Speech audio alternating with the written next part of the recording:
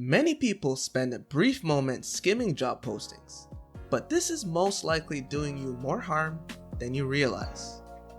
In this episode, we'll be telling you why you need to spend more time analyzing job postings and how to do it effectively. This is the Public Health Insight Podcast. Before we move on, it is important to note that the views expressed in this podcast are our own and do not represent any of the organizations we work for or are affiliated with. You're listening to the Public Health Insight Podcast, your go-to space for all things public health and global health, from the Sustainable Development Goals to the social determinants of health, as well as interesting dialogues about the diverse career opportunities that exist in these fields.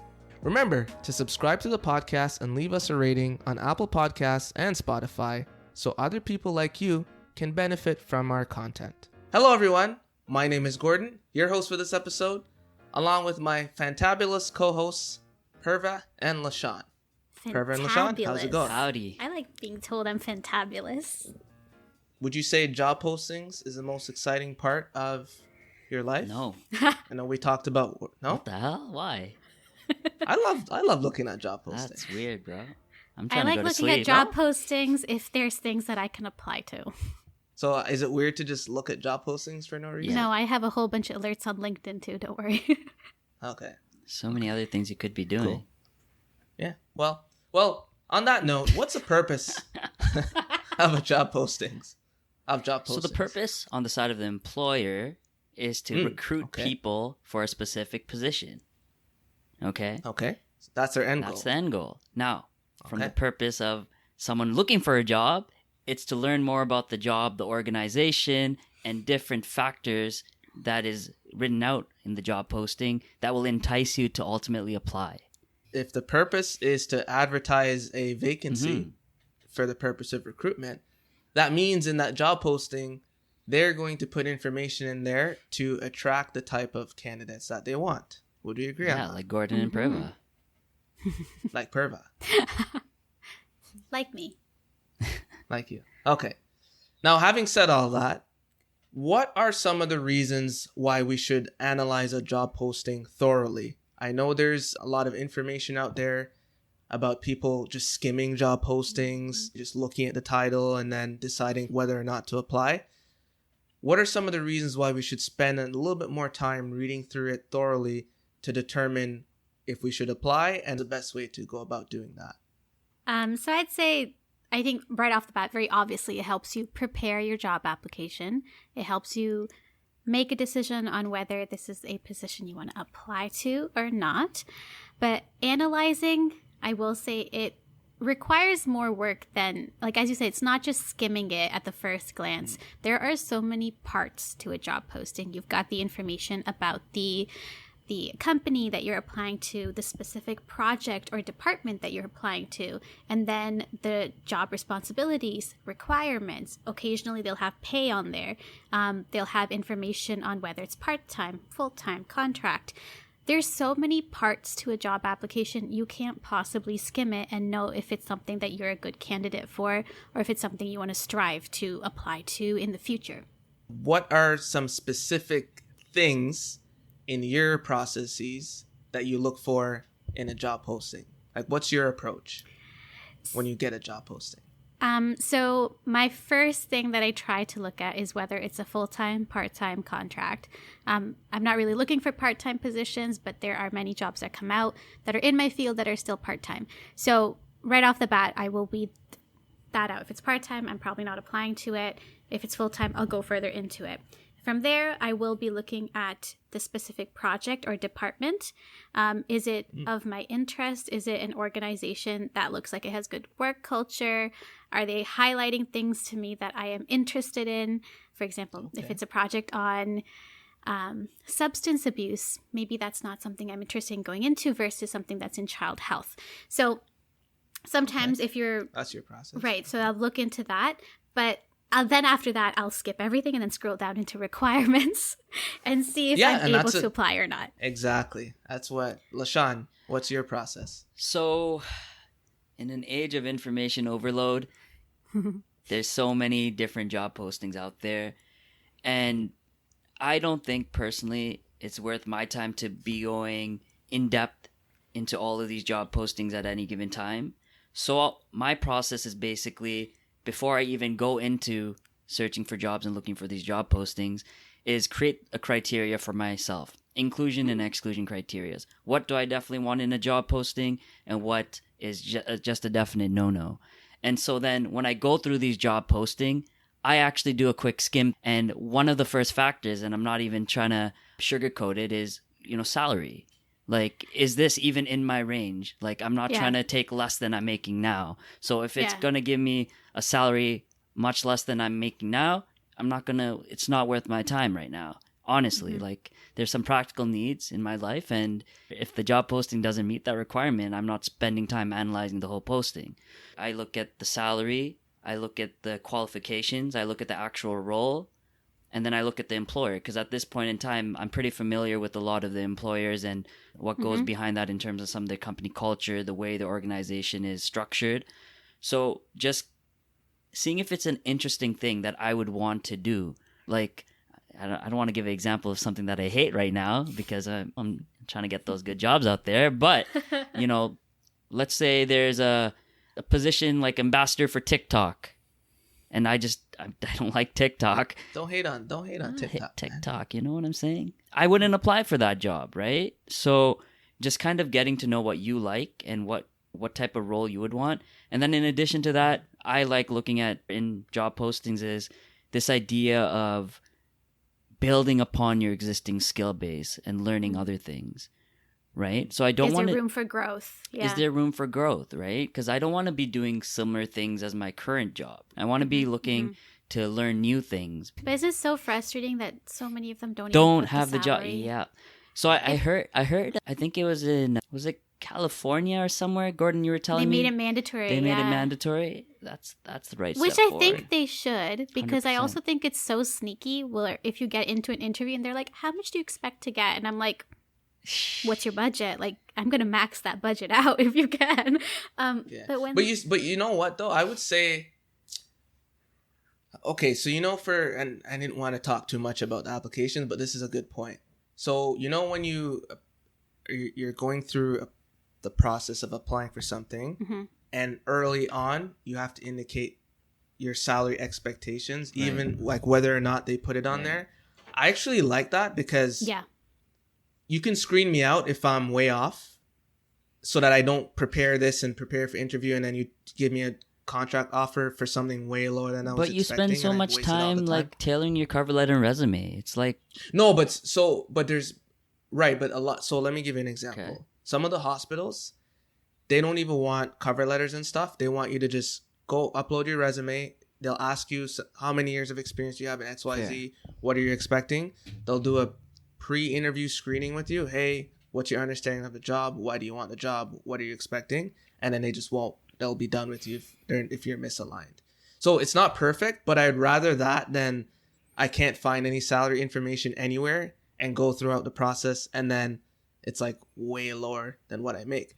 But hearing from both of you, this is the main thing I'm hearing. So your approach to analyzing a job posting depends on where you're at in your situation. So if you're not employed, you just finished school, maybe you're not looking as attentively at the salary and things like that because you don't have you're not leaving your current job to go to that. You've never maybe worked before in a professional sense. Right. So you're looking to start. And in that sense, what you'd be looking at would be different. Maybe you're looking at more of the location. Maybe you still live at home and you need to make sure it's in the area where you live. Maybe you live with your parents. So you want to make sure it's in your geographical area and that sort of thing. If it's part-time, full-time, if you already have a contract expiring, maybe you're open to taking a longer contract, or maybe you want something permanent.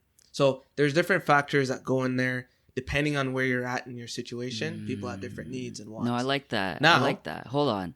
No, I like that because Gordon, me and you always do office hours and we meet with students, people in their MPH program, MSc Global Health programs, and they're just graduated, they're super hyped, and they want to do something very specific in the field, right? And we always tell them, the reality is the job market's pretty difficult right now, and you might want to work in a specific area, and more power to you. I want that for you. But you also have to balance that with the practicalities of being there at the right time, opportunity, have the right qualifications, etc., you need to have some sort of reflection on some of those inclusion exclusion criteria. Maybe you're open to working in different lines of public health or global health that are somewhat related, and you could relate some of those transferable skills in the future when you apply to other jobs. And then at that point, your process of analyzing those job postings will be much different because you're at a different place, right? So I like that point. Good job. For sure. Now, speaking of the job posting itself, because that's the key document that will inform your decision making on whether you're going to pursue that opportunity and how much time and effort you're going to be putting into pursuing that opportunity. So just breaking down the different components of a typical job posting, what you'll find is, of course, a job title, the nature of employment, whether it's full-time, permanent, if there's opportunities for hybrid or remote work. You'll hopefully see the pay that you're going to get and benefits, if benefits are included in the compensation. You should be seeing a description of your role. There's usually a company description as well. Usually a list of the responsibilities that you'll have in the role, as well as the qualification and requirements section that Purva likes to scroll down to just to see if it's even worth taking a look at it. And something that's often overlooked maybe is something way at the bottom with deadlines and how to apply it to a job. So if it's to be emailed somewhere, if the resume is to be uploaded somewhere, ideally in a job posting, you'll be seeing that as well. So working back up to the top of the job posting in the job title, what's your reaction to a job title when you see one? Do you get enthused by a job title and then check out the posting? Do you ever see a job posting that you don't like but then still click it to see exactly what the role is about? What's your thought process with screening job postings by job title? I think it could be used as an effective way to filter things out. Like if I'm seeing public health physician, I know I'm not going to apply for that position, right? Or if it's like super statistics heavy, like a senior epidemiologist, research methods or something like that, I'm not sure if that would be the right fit for me. So you could definitely use that as a filter.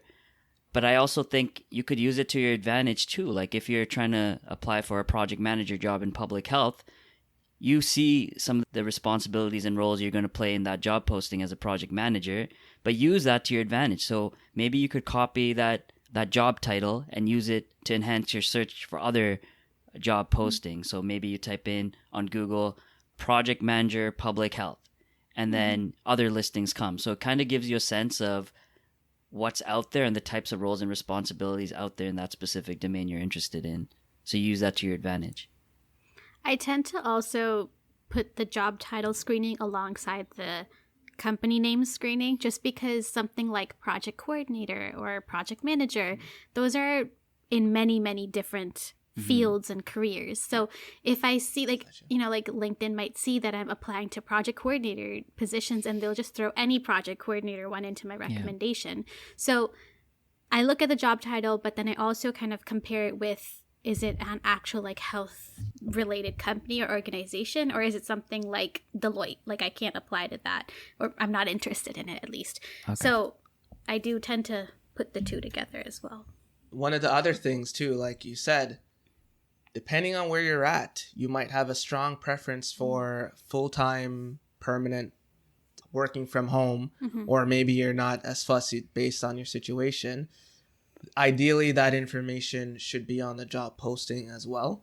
If you don't see it on there, could be a bit of a red flag. What I like to do, because I notice sometimes if you look for a job posting and you maybe discover it on Indeed may not always pull all the information from the career site that it was pulled from. I know LaShawn talks about, what's it, horizontal or vertical search engines. So I will go to the original posting listed on the employer's website to see if they have some information that's missing from the posting, if I found it on Indeed or Workopolis or whatever it's called. And you could find it there. And as well, searching for the job title in Google can often bring you to a similar job posting that you could look at as well to see how those organizations tend to recruit for positions. Is it always temporary? Is it mostly full-time, permanent? That's some of the things that you can get from there. Now, benefits and pay. You both expressed your annoyance at when it's not listed there, but do you just stop there or do you do any investigative work? If it's not listed at all, tends to be a bit of a why are they not putting it there? I feel like most companies should be, especially if they're actually wanting someone to apply. I think it's a good thing to put in there. It's not necessarily that I won't apply, but then I need to be convinced by the rest of the job application if it's worth putting the time and effort to apply. Or I will go onto the website and see if there's information on the company website that maybe didn't get pulled into LinkedIn or Indeed. But if there's nothing there either, the rest of the job application really needs to pull me to think that it's worth applying to, especially if it's a lateral move and it's not an upward move that I'm doing. So if I'm coordinator right now, if I'm applying to a manager position, I know it's going to be more than what I'm getting right now. But if I'm applying to another coordinator job and there isn't pay information, the rest of the job needs to be able to pull me, the application needs to be able to pull me in to put the effort there. Yeah, it's highly dependent on the organization and their pay structures. But I think that in general, for me, when I see a posting that doesn't have benefits listed or pay listed, I just go on Glassdoor. And basically, for those of you who are not aware, it's a website where you can type in organizations' names. And I don't want to list any organizations right now, but once you list your organization, put it in the search bar, you could see all these salaries, all these job titles, and you could sort them by pay. You could see some of the employees' comments about benefits, etc. So it's a quick and dirty way to figure out that information. It's not perfect. It's very imperfect, actually. But it gives you, you could kind of picture the range in your head where that job could pay you. Do you need to have an account on Glassdoor to be able to see everything? Yeah, you definitely do. And all they ask is you to sign in with your Google account or just create an account, and then they want you to just give information about one of your previous jobs and answer some questions. They don't ask a whole lot, and it's all anonymous, for if that makes everyone feel better. But yeah. Yeah. Another trick too is to look for, again, other job postings from that organization. So if there's a position that's more senior than this position that you're looking at, and you don't like the pay, chances are you're not going to like the pay for this undisclosed one here. Now, another thing that people may be unfamiliar with is when it says in lieu of benefits, vacation, or sick time. What that essentially means is that gets paid out to you into your paycheck, and that's taxable as well. So I tend to prefer having that included in my salary and not in lieu, because if you take a vacation day, it's not like your vacation day is taxed because you take it in time. But once you're taking that in money, sure, you get paid more, but you get taxed more as well. So that's one of my things that I look at as well. And I definitely benefits. My glasses are so expensive, so that's something I 100% need. I remember I was signing on to my current job, and I poured over that benefits package for 3 hours, being like, which one will make my glasses the cheapest? Absolutely.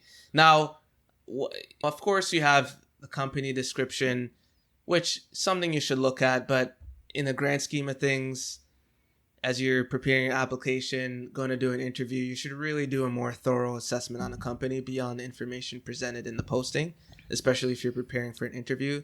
So I think that section is just, okay, for you to just decide. Maybe you already know the organization, and if you don't know it, is it enough there to get you interested, and then take it from there.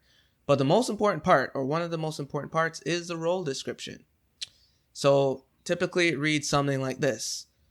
Operationalizing the city's whatever plan, this position is reporting to the manager of X department to action this, and this, and this, and this, and this. Now, that is very, very, very, very, very, very important information. That is what you're going to be asked in your interview. Okay? So if it says you're operationalizing the city's blah, blah, blah strategy, do a Google search on it. Okay? If it's some kind of strategic plan, right, LaShawn? Right. Do a Google search on it. Find the document. Read the document. Report. If it tells you the manager, it's not going to say the name. It's going to say the department. Go on LinkedIn. Find out who that is. look at their background. Do some research on the department. What kind of other projects and programs they have. Those are some of the things that you will be asked in an interview. And those are some of the things that it's a good idea to reflect in your cover letter as well.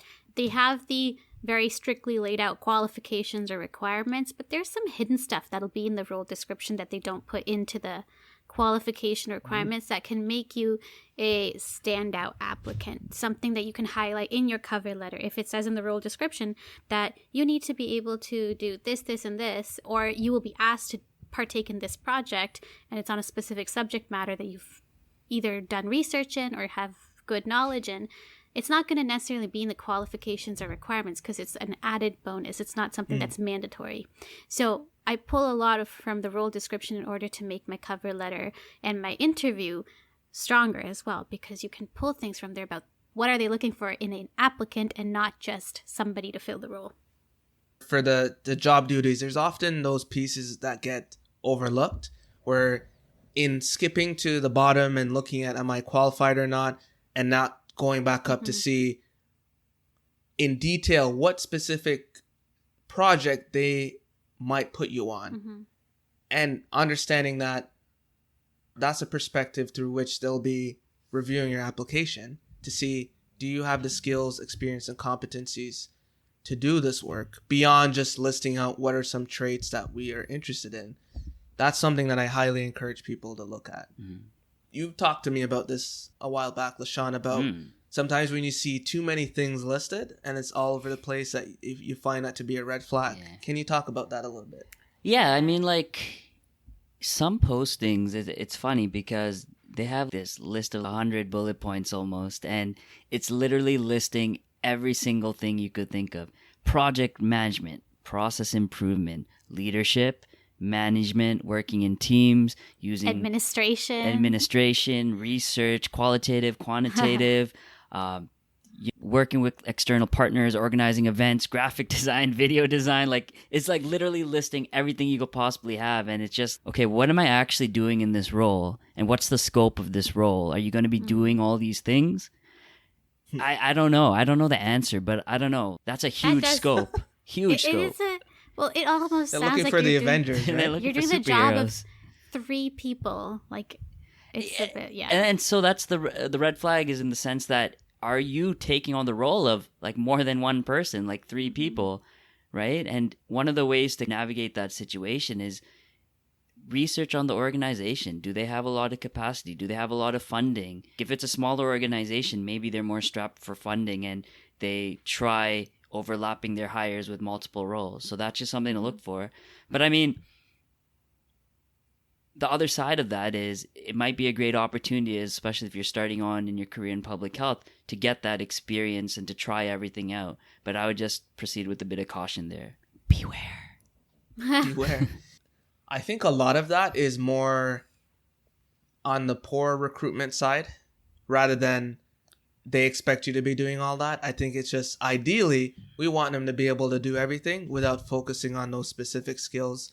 Realistically, maybe there's 4 things there that would make a really strong candidate, but they're just putting everything there to cast a wide net, not understanding that they might attract people that they don't want, right?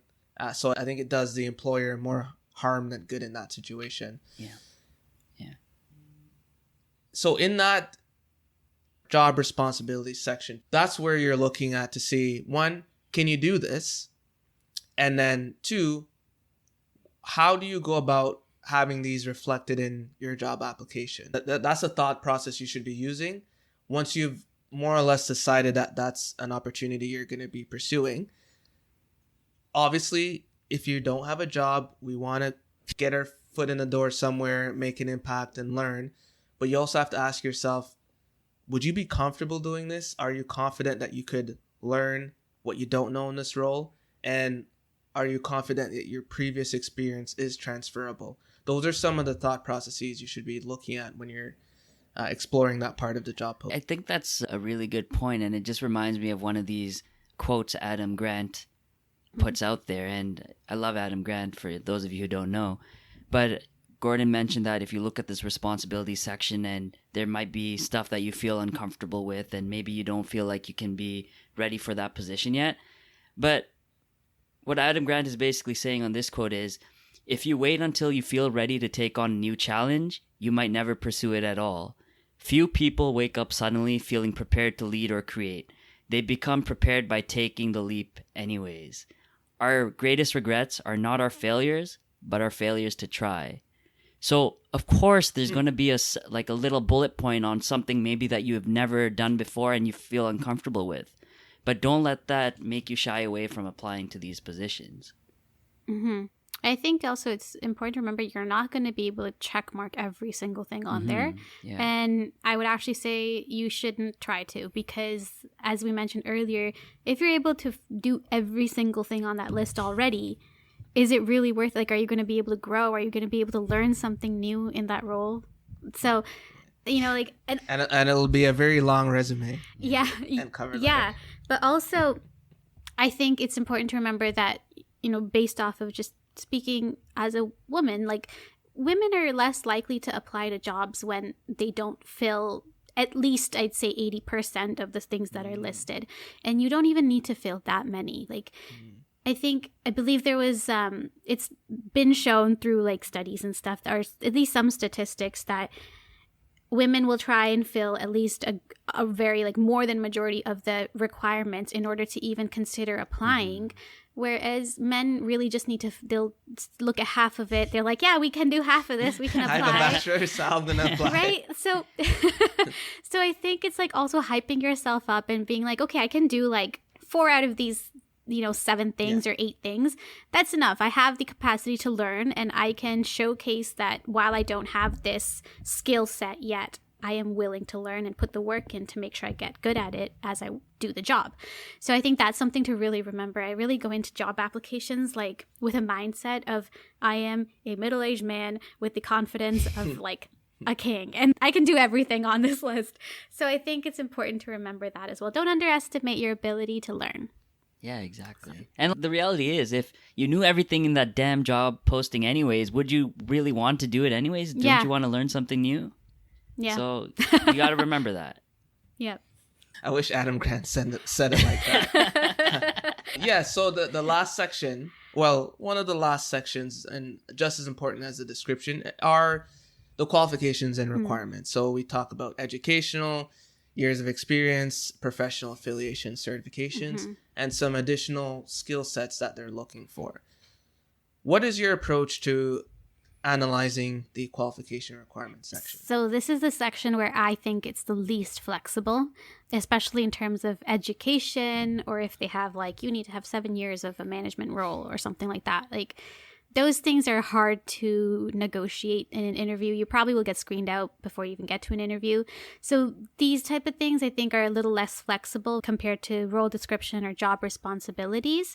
You'll even have bits in here about needing to know a certain language. You can't fake that. You need to know that language to do that job.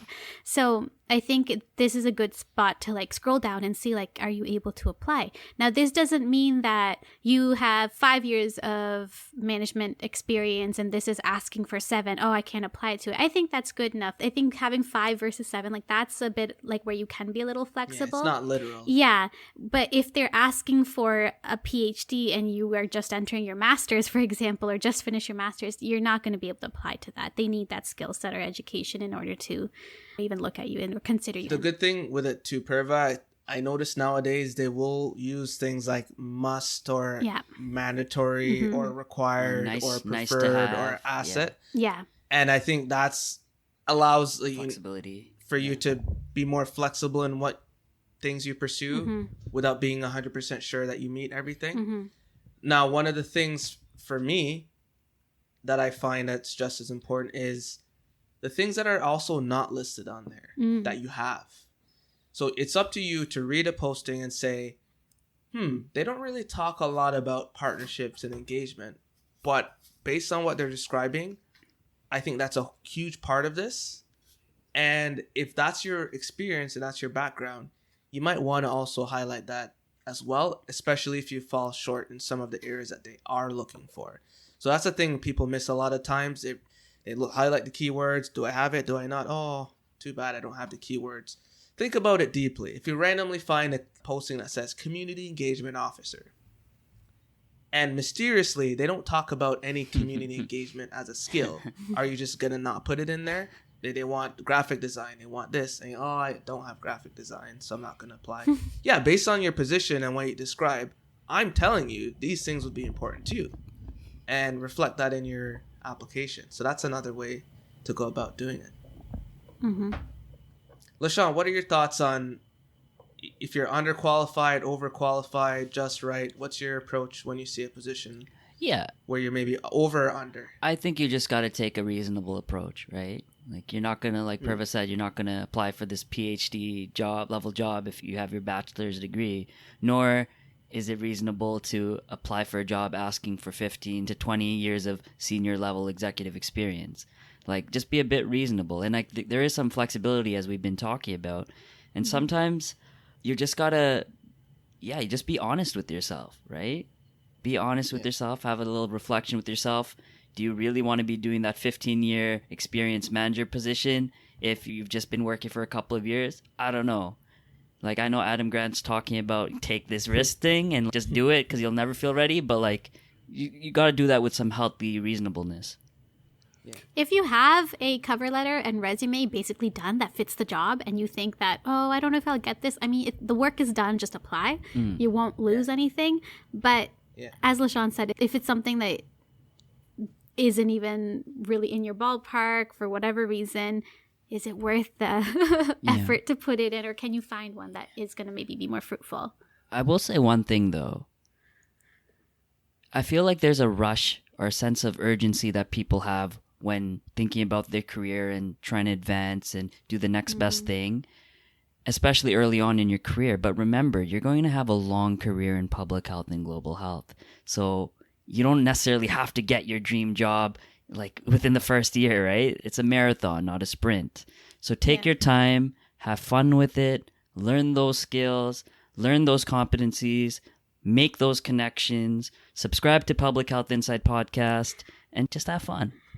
And also remember, lateral moves are okay. Like, anytime you switch a job, it doesn't have to be like a higher up position. You can argue that you want more pay, which I think is very possible when you're still moving laterally. For sure. But you don't have to be always one-upping in terms of the job hierarchy, quote unquote. You can still make lateral moves because job is about the experience. You're going to be experiencing new work culture, new people, whatever.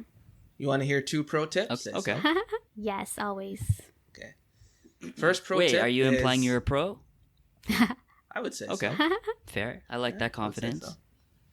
So, one pro tip is if you're analyzing a lot of job postings, sometimes it's a lot of reading, sometimes it's a lot to wrap your head around. There's a trick that you can do where you can copy the text of the job posting and put it into a word cloud. And if you see a giant data analysis thing pop up in the middle of the word cloud, okay, you see what I'm saying? Hey, Gordon. All right, I'll That's give you so that. That's kind of cool. If you see, No, if you see I want that to be my pro tip. I like that. That's a really good one. that. Okay, and then if you see community engagement, maybe not as big, but just as big, or a little fraction, 80% of what the data analysis is, maybe that's what you focus on too. And Perva was saying, don't put everything on there. Maybe you look at the top 10 in the word cloud and try to see if you can get to 60% of that or 50% of that. And this ties into my second point. Second pro tip. A lot of the times when you're applying for jobs based on the posting and you submit an application, you'll be screened out for mandatory stuff that you don't need. Okay? So that is to be expected. If you're underqualified, you have to understand it's a scoring system. Okay? They're scoring applications. So if their ideal candidate doesn't show up, you have a chance as well. So you just have to score better than the other candidates applying. And you don't know who those people are. So that's why you always, even if you make 40% and you feel super confident that you can do it, you don't know maybe the time when they post it in the window, not a lot of people saw it. Maybe it's in an area where there's not as many competition for jobs. That's when you can go for it, and understanding that you'll be scored, and not only one person is invited for an interview. So maybe there's a standout candidate from the job application. Maybe you're third, fourth. You could still get your way in there and then perform well on the interview, score high on that, and maybe you get the job over the person that was a cookie cutter on paper. So those are the things that you have to think about. Okay. I also liked, just going back to that little, what is it, word cloud? Word cloud. Yeah. Oh, you're fixated on my little pro tip there. It's a good one, but I think you could also use it for catching some key phrases and words to put into your cover letter and your resume. Absolutely. So that's very nice. People like visuals, right? I think that's really good because That's I right. tend to do the archaic version of pulling up the job posting and like putting little notes on my little notepad about Yeah, what that's what words I do stand too. out. But this is nice. Smart. Shout out to worditout.com. Word it out. We'll put a link in the description for people who want to try that approach. Now, to finish things off, how many times should you be looking at the job posting? Specifically, one that you intend on applying. Lots of times. Yeah. No, you just look at it one time. No. No. Just look at it, make a thing, send it off, and don't remember to save the posting. Oh my Go to the gosh. interview and have no idea what you're talking about. Always Is say that not what you're supposed to do? first thing before you even apply for it. Like if you decide that, yes, I'm applying to this job, save it. Even if maybe for whatever reason 3 days later you're like, oh, I actually don't want to apply to it, that's fine. If you see a job posting right off like the first time and you're like, hey, I can apply to this, save it. Because even if you don't get that one, or if you don't apply to that specific position, maybe in the future if you're applying to that same like project coordinator role in another organization and you forget to save that one, you have another one that you can kind of look at. Right. So I've made the mistake of not saving them and then regretted it. But because like after you apply, that posting gets taken down. You don't get to pull it up anymore. So Yeah. I know people who forget what the job was about. yeah. Because keep in mind, you can be interviewed 2-3 months after you apply. And Yeah. that posting is gonna go poof. So if you don't save that and show up to the interview, you're definitely gonna be unprepared unless you were able to find a similar job posting. Oh, also, but keep it even after you've got the job, because then you want to be able to look at it to add to your resume. Because how do they phrase the position or the job description or responsibilities in the posting itself? It's really easy to then pull it from there and then update your resume / cover letter in the future if you have your current jobs one saved already. So it doesn't end with after getting the job either. But even still, Perva, one of the things I do too is if I secure the job, I go back and look at it so that when I have a conversation with my boss, I basically say, what's the most important thing here? Yeah. Right? So that's also a reference point for a discussion. So you get the job. These are what you should be doing. You speak with your boss. What are some of the things? Listed a couple skills and projects on here. What are the priorities? And it gives, you can also hold them accountable too for what they said that you're going to be doing. Well, we could go on and on, folks, but that's it. Final words, job postings, fun, not fun? On a scale of 1 to 10, how fun is it to analyze a job posting? 1. Perva. Oh, How fun is it? Yeah, fun. it's not fun. 5. I am neutral on it. I like looking at job postings for fun sometimes. Okay. Like, LaShawn? I don't understand. It's not fun. I would say It's it's not like fun. So give it a 0. nah, 1. Oh, Okay. I give it a 7. Jeez, what would you give? 7. Wait, can you tell people what you would give a 10? I would give Theo a 10. Okay. oh. Theo deserves a 10. Yeah. And my wife. Oh, you have to slide that in there. Okay. They're a package I deal. respect that. Right? Okay. They're a package deal. This was Gordon, LaShawn, and Perva, the best public health professionals out there, signing off. Peace. See ya. Bye. Thank you for listening to the Public Health Insight Podcast, your go-to space for informative conversations, inspiring community action. If you enjoy our podcast, be sure to subscribe and leave us a rating on Apple Podcasts or Spotify. See you in the next one.